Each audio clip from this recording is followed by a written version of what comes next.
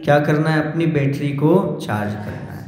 और बैटरी को चार्ज करने का क्या तरीका है, भगवान की भक्ति करना, ध्यान करना। इसके बिना संभव नहीं है। और वह ध्यान कब लगेगा, जब आप उसमें रुचि पैदा करेंगे। और रुचि पैदा कब करेंगे आप, जब उसके प्रॉफिट की ओर ध्यान देंगे। तो आपका मन धर्म ध्यान में लगाना हो, माला में लगाना हो, पूजन में लगाना हो, तो सबसे अच्छा तरीका है रुचि पैदा करिएगा। और रुचि पैदा हो जाएगी कब, जब आपको उसका प्रॉफिट दिखाई देगा। आप बहुत सारे जिन लोगों ने जाप किया है, जिन लोगों ने पूजन की है, स्वाध्याय आदि किया है, उन लोगों की जीवनी पढ़ने का प्रयास करो, उनके जीवन चरित्र को पढ़ने का प्रयास करो। आपको मालूम पड़ेगा उन्होंने पूजन के माध्यम से कितना फल प्राप्त किया, उन्होंने भगवान का जाप करने से कैसा कैसा फल प्राप्त किया। भगवान के चरणों में आकर के नमस्कार करने मात्र से किन किन जीवों ने अपना कल्याण किया है, उनकी यदि आप जीवन चरित्र को पढ़ेंगे तो आपको मालूम पड़ेगा कि कितना फल मिलता है। एक ग्वाला था, उसको कुछ भी नहीं आता था, कुछ भी नहीं आता था। वह एक सेठ के यहाँ रहता था और संध्या काल को वह लौट करके घर आता था। प्रातःकाल निकल जाता था, उनकी गायों को लेकर के और जंगल में ले जाता था, उनको खिला पिला करके और लौटा करके शाम को लाता था। रास्ते में देखा उसने, ठंडी का समय था, सूर्यास्त होने वाला था, एक कोई मुनि महाराज एक शिला पर बैठे हुए थे। जब उसने देखा कोई मुनिराज शिला पर बैठे हुए हैं, उसे तो ये भी मालूम नहीं था कि इनकी चर्या क्या होती है, लेकिन कड़ाके की सर्दी थी और ओस पड़ रही थी, पानी के कण थोड़े थोड़े से शरीर पर आ रहे थे। उसने महाराज को नमस्कार किया और अपना घर चला गया। लेकिन उसके मन में एक विकल्प आया कि देखो महाराज इतनी ठंडी में कैसे क्या कर रहे होंगे।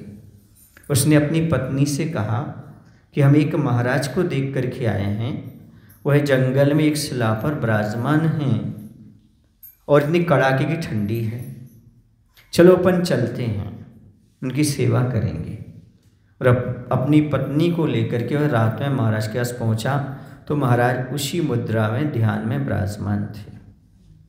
वह अपने कपड़े से महाराज के शरीर का जो पानी था, ठंडक थी, उस सब को सुखाता रहा और वैयावृत्ति करता रहा। जैसा भी उससे बना वो सारी रात में किया। उसने पूरी रात भर जाग कर के उसने ठंडी में महाराज की सेवा की। प्रातःकाल जैसे उजाला हुआ, सूर्योदय हुआ, महाराज ने नेत्र खोले, ध्यान से उठे, उसको आशीर्वाद दिया। किसको? ग्वाले को आशीर्वाद दिया। और महाराज को 4 रिद्धि प्राप्त थी, वो आकाश में गमन करने वाले थे।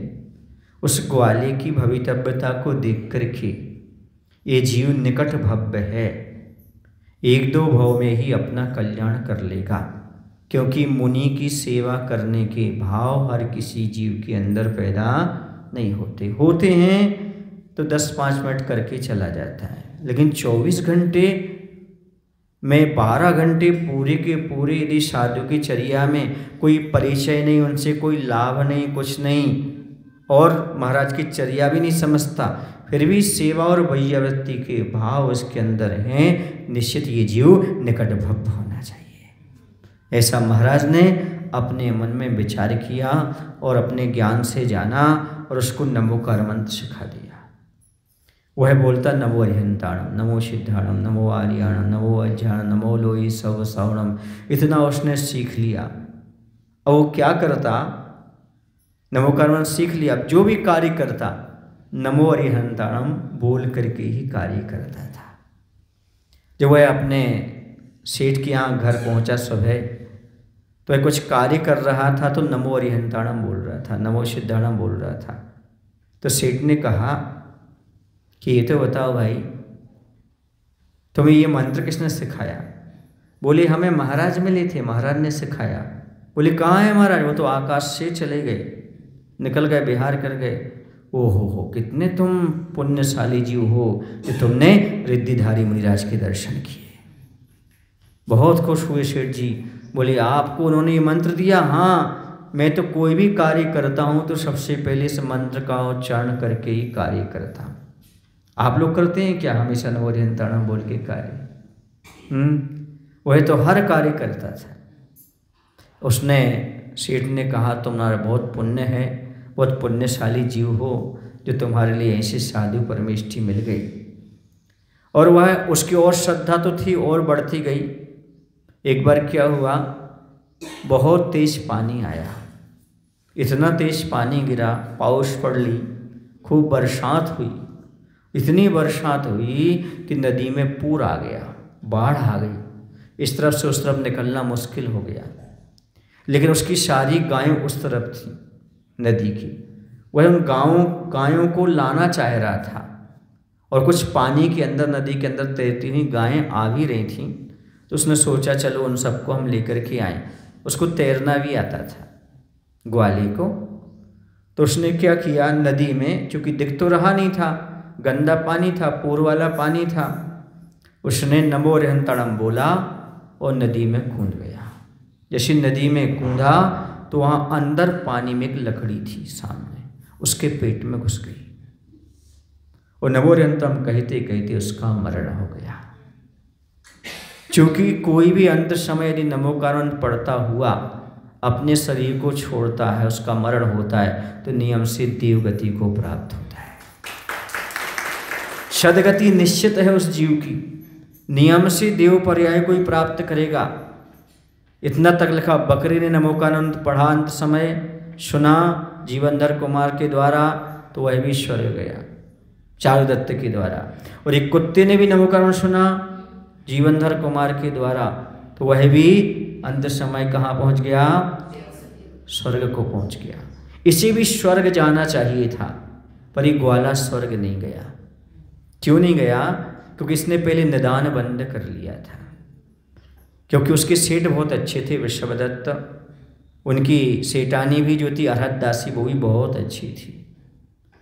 तो उसने ये निर्णय कर लिया था निदान बंद कि अगले भाव में यदि मेरा जन्म हो तो सेठ के यहाँ हूँ, मैं सेठ का बेटा बनूँ। हाँ, ऐसा निदान बंद कर लिया था, ऐसा भाव कर लिया था। तो नमोकारण पढ़ते पढ़ते उसका मरण हुआ, उस सेठ के यहाँ जाकर के पुत्र हो गया, देव पर्याय को ना जाकर के। और मालूम उस पुत्र का क्या नाम रखा गया? सेठ सुदर्शन।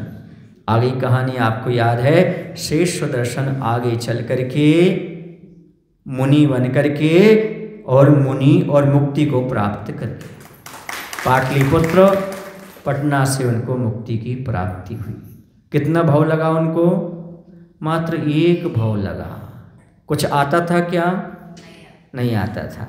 मात्र मुनि महाराज की रुचि पूर्वक सेवा वैयवृत्ति की और नमो अरिहंताणम जो महाराज ने कहा उसका श्रद्धा से जाप किया, उच्चारण किया। ये रुचि का विषय है, लेकिन हर क्षण रुचि रखी उसने, मन से किया। उस समय भूल जाता तो क्या होता, लेकिन जैसी नदी में कूदा उस समय उसने नमो अरिहंताणम किया। मात्र ये बाहर से मात्र नमो अरिहंताणम बोलने का परिणाम है।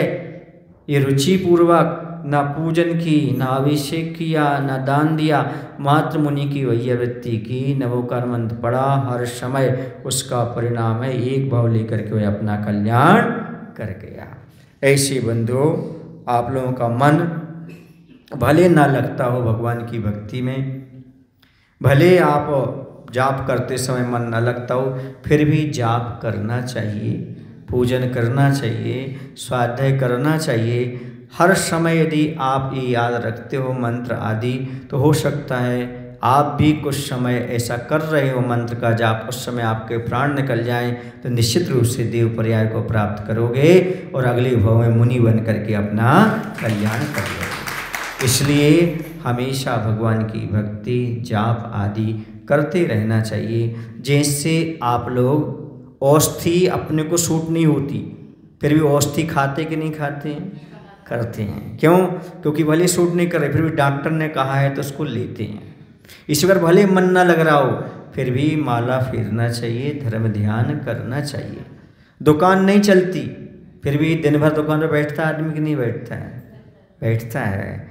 तो खेती में भले अनाज नहीं आता हो, कम आता हो, फिर भी साल भर उसकी सेवा करता कि नहीं करता? रख रखाव करता है ना। ऐसे ही भले आपका मन धर्म ध्यान में न लगे, फिर भी धर्म ध्यान करना चाहिए, माला फेरना चाहिए, स्वाध्याय करना चाहिए। पता नहीं कब कौन सा परिणाम हो जाए और मन लग जाए और उसी में अपना कल्याण हो जाए।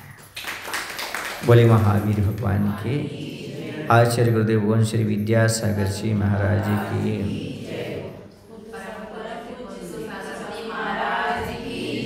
हे प्रभु, हम सभी को इतनी शक्ति, इतनी बुद्धि देने की कृपा करो ताकि हम अपने मन में धर्म के प्रति रुचि पैदा कर सकें, स्वाध्याय के प्रति, पूजन के प्रति, जप के प्रति रुचि पैदा करते हुए ये क्रियाएं अच्छे से कर सकें। नमो शिवाय।